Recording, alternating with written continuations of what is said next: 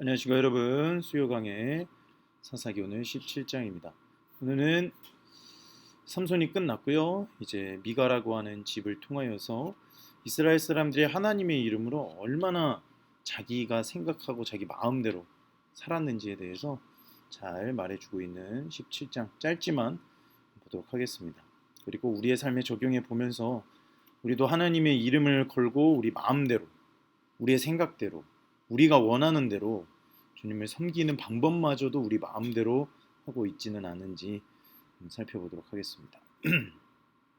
미가 집의 제사장 보시죠. 에브라임 산지에 미가라 이름하는 사람이 있더니 그의 어머니에게 이르되 어머니께서 은 1,100을 잃어버렸으므로 저주하시고 내 귀에도 말씀하셨더니 보소서 그 은이 내게 있나이다. 내가 그것을 가졌나이다 하니 그의 어머니가 이르되 내 아들이 여호와께 복받기를 원하노라 하니라. 미가가 은 1,100을 그의 어머니에게 도로 주매 그의 어머니가 이르되 내가 내 아들을 위하여 한 신상을 새기며 한 신상을 부어 만들기 위해 내 손에서 이 은을 여호와께 거룩히 드리노라. 그러므로 내가 이제 이 은을 내게 도로 주리라. 돈을 은 1,100이나 되는 돈을 잃어버렸나 보죠. 그래서 아들이 그것을 찾아서 어머니에게 줬죠.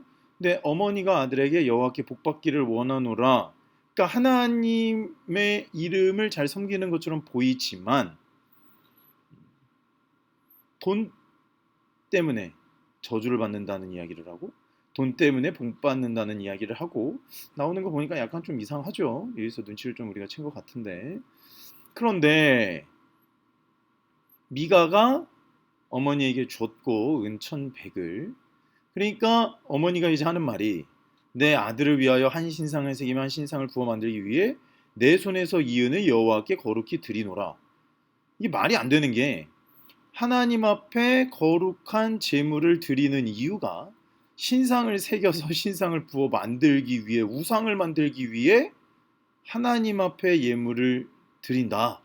이 말 자체가 앞뒤가 맞지가 않잖아요. 그러니까 하나님께서 가르쳐 주신 율법이 아니라 자기 마음대로 자기가 원하는 대로 하나님께서 원하시는 방법이 아니라 말 그대로 가인의 제사를 드리고 있는 거예요. 그러니까 가인의 제사처럼 일상생활도 살았던 것입니다. 여호와께 복받는다, 여호와께 저주한다, 신상을 만들기 위해서 여호와께 제물을 드린다. 입으로는 여호와 여호와 여호와를 하지만 이 모습을 보니까 이것은 완전 우상 숭배의 모습. 그런데 이런 모습들이 더 위험한 것이 무엇이냐면 하나님을 섬긴다는 이름으로 우상을 섬기는 이런 이율배반적인 완전히 말이 앞뒤가 맞지 않는 일들을 하고 있다는 거예요. 왜냐? 율법, 말씀에서 말하고자 하는 방법을 모르고 자기 멋대로 하나님을 섬기니까 하나님이 나 외에 나를 위해서 우상을 만들지도 말고 내 곁에 두지도 말고 막 이런 이야기들을 십계명을 통해서 하셨잖아요. 나 외에 다른 신을 너에게 있게 하지 말아라. 그런데 자기 마음대로 하나님을 섬기는 오늘날에도 이런 일들이 되게 많죠. 하나님을 섬긴다고 하면서도 성경에서 하나님께서 말씀하시고자 자기를 따르는 법을 가르쳐 주셨거든요. 하나님은요 분명하고 정확하고 기준이 확실한 분이시기 때문에 예수 그리스도 외에는 다른 구원이 없다라고 못 박으셨고 하나님을 따르는 삶을 살기 위해서 어떻게 하나님 말씀대로 살아야 되는지도 예수님을 통해서 분명히 말씀해 주셨거든요. 우리가 새벽에서 복음서를 통해서 계속 보고 있지 않습니까? 그런데 자기 마음대로 자기 원하는 대로 하는 거죠. 그러니까 5, 6절 이야기가 나오는 거예요. 그 사람 미아에게 신당도 있어요. 그가 에봇과 드라빔을 만들고 한 아들을 세워 그의 제사장으로 삼았더라. 완전 엉망진창인 것이죠. 에봇 만들고 드라빔을 만들고 좀 답답하죠. 그런데 이런 모습이 오늘날 우리의 모습이기도 하다는 거예요. 그러니까 6절에 뭐라고 나옵니까? 그때에는 이스라엘에 왕이 없었으므로 사람마다 자기 소견에 옳은 대로 행하였더라. 왕, 분명하고 정확하게 하나님의 종이 되어서 하나님을 섬기는 방법을 가르쳐주는 사람도 없었고 말씀 전하는 사람도 없었고 기준도 규율도 율법에 대해서도 제대로 가르쳐주는 사람이 없으니까 나름 내 마음대로 하나님을 섬기는 방법대로 자기 마음대로 섬겼다는 겁니다. 이것이 리더십이 없을 때 말씀을 분명하고 정확하게 가르치고 말씀 앞에 서는 도전하는 리더십이 없을 때 얼마나 공동체와 나라와 민족이 엉망진창 개판이 되는지에 대해서 분명하고 정확하게 자기 소견에 옳은 대로 행하였다. 그러니까 자기가 주인이 된 삶이라는 거예요. 내가 판단을 내리고 내가 기준을 삼고 내가 원하는 대로 하면 그것이 하나님을 섬기는 방법인 것이에요. 말이 안 되는 것이죠. 다음 7절로 갑니다. 유다 가족에 속한 유다 베들레헴에 한 청년이 있었으니 그는 레인으로서 거기서 거류하였더라. 그 사람이 거주할 곳을 찾고자 하여 그 성읍 유다 베들레헴을 떠나가다가 에브라임 산지로 가서 미가의 집에 이르매 미가가 그에게 묻되 너는 어디서부터 오느냐 하니 그가 이르되 나는 유다 베들레헴의 레인으로서 거류할 곳을 찾으러 가노라 하는지라. 미가가 그에게 이르되 내가 나와 함께 거주하며 나를 위하여 아버지와 제사장이 되라. 내가 해마다 은열과 의복 한 벌과 먹을 것을 주리라 하므로 그 레위인이 들어갔더라. 그러니까 레위인이 있는데 성전에서 일을 해야 될 사람들이 이제 왕도 없고 유다 베들레헴을 떠나서 거류할 곳을 찾아야 되니까, 그러니까 여기서 분명하고 정확히 나오지는 않은데 제사 레위인이 제사장을 돕고 성전에서 할 일을 찾지를 못하고 자기의 역할을 못하니까 자기가 어디에 있을지도 이렇게 돌아다니다가 이제 말 그대로 산당에서 5절에 보면 제사장으로 한 아들을 세웠죠. 그 사람을 돕는 사람으로서 자기 산당을, 자기 교회를, 자기 멋대로 하나님을 예배하는 처소를 만들고 어서 듣고 보고 본 건 있어서 제사장을 레위인은 또 고용을 해서 이제 자기 집안을 위한 개인 고용 교회를 만든 겁니다. 이제 월급을 어떻게 주겠다라고까지 이야기를 하죠. 11절입니다. 그 레위인이 그 사람과 함께 거주하기를 만족하게 생각했으니 이는 그 청년이 미가의 아들 중 하나같이 됩니다. 미가가 그 레위인을 거룩하게 구별하며 그 청년이 미가의 제사장이 되어 그 집에 있었더라. 이제는 또 이 레위인이 이제 미가 집안의 이제 제사장까지 되는 일이죠. 그래서 7절에 나온 7절이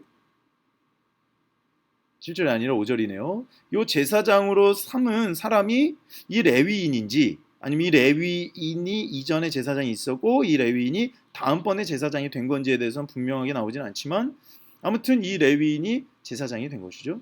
그 집에 있었더라. 이에 미가가 이르되 레위인이 내 제사장이 되었으니 이제 여호와께서 내게 복 주실 줄을 아노라 하니라. 그러니까 자기 마음대로인 거예요. 그러니까 내 기준에 합해서 어서 레위인이 제사장 직분을 맡을 수 있다라는 것은 알잖아요. 이거 모르는 사람이 어디 있습니까? 그러니까 이렇게 만들어 놓고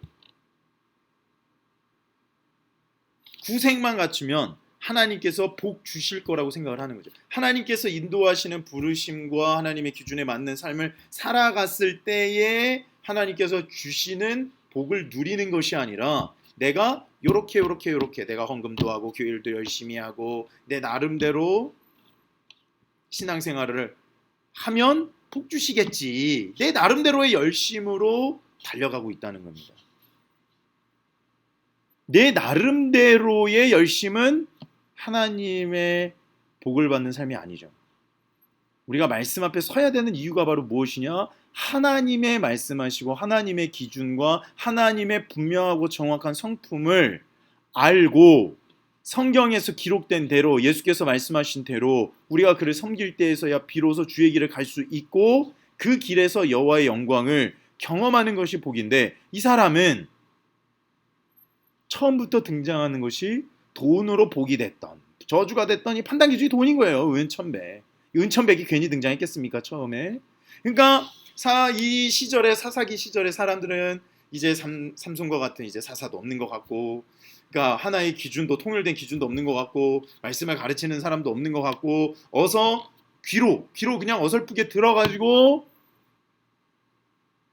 자기 산당 만들어 놓고 거기에다가 좀 자격이 되는 레위인 갖다 놓고 그러면은 하나님이 받으시는 예배가 되는 줄로 착각하고 있다는 겁니다. 그래서 6절에 좀 다시 돌아가서 보면 그때는 이스라엘 왕이 없었으므로 사람마다 자기 소견에 옳은 대로 해야 돼. 잠깐 내 마음대로 살았다는 거예요. 내 마음대로 하나님을 부르짖고 내 마음대로 살아가는 것이 내가 이렇게 열심히 했는데 하나님 당연히 복 주시겠지. 이러고 있다는 겁니다. 그런데 이 모습이 우리가 단순히 손가락질할 문제가 아니라 우리도 이런 똑같은 모습을 가지고 지금 어마어마한 우를 범하고 있다는 겁니다. 교회 부흥, 경제적으로 부자가 되는 거, 뭐 경제적 자유니 뭐니 이상한 소리 해대고 어떻게 하면 뭐 한탕으로 막 부자가 될고 막 이런 것들만 꿈꾸고 막 그러면 삶을 산다는 겁니다.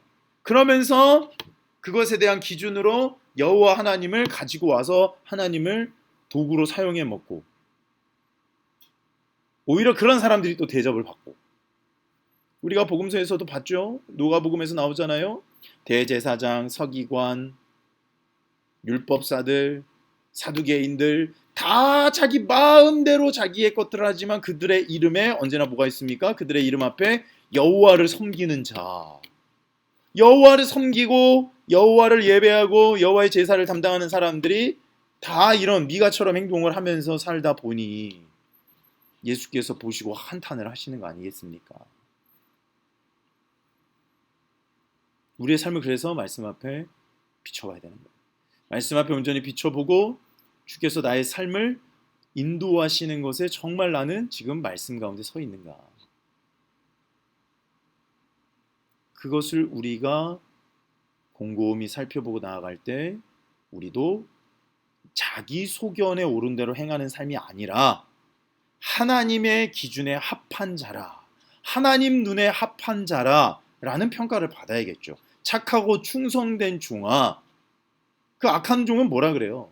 당신이 엄한 사람이고 심지 않은 거를 거두라고 하는 엄한 사람이니까 내가 이렇게 하지 않았습니까? 자기 마음대로 하는 거예요. 쫓겨나죠. 다 뺏기죠. 그래서 우리는 착하고 충성된 종아, 하나님 보시기에 합한 자, 하나님 마음에 합한 자가 되어 온전히 주님 앞에 인정받는 삶을 살아야겠죠. 그것이 우리의 꿈이자 비전이어야 됩니다. 그 비전을 가질 때 주께서 가라고 하시는 곳에 감사함으로 갈 수 있는 거고 주께서 맡기신 일과 주께서 주시는 기회를 감사함으로 받아 이 땅에서 놀라운 하나님의 영광을 누릴 수 있게 되는 것이죠. 기도하겠습니다. 하나님, 사사기 이 미가를 보면서 자기 마음대로 하나님의 이름을 가지고 자기 마음대로 살면서 하나님께서 주실 복을 기대하고 있는 것이 우리의 모습은 아닌지 돌이켜보았습니다.